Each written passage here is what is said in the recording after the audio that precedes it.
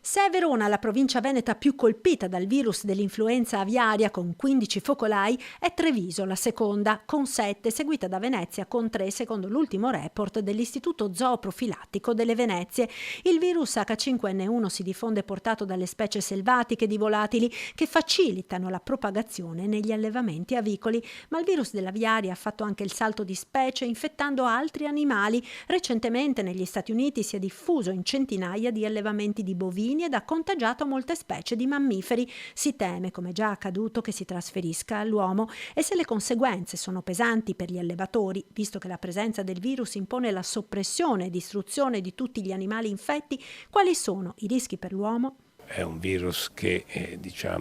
se inalato profondamente può creare dei danni, può avere un'alta mortalità, ma sappiamo che anche quello che è successo in America, quando si trasmette, passa dall'animale all'uomo, di solito da una congiuntivite, una banale influenza o un raffreddore. Quindi direi per il momento non c'è ancora il timore di un virus pandemico, però ovviamente va aumentata la soglia di attenzione, soprattutto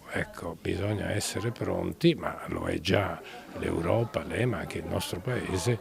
ci sono dei vaccini, ci sono dei farmaci, ma bisogna essere pronti a studiarlo, soprattutto all'interfaccia uomo, animale, ambiente, per vedere se acquisirà quelle proprietà che gli permettono di diventare pandemico.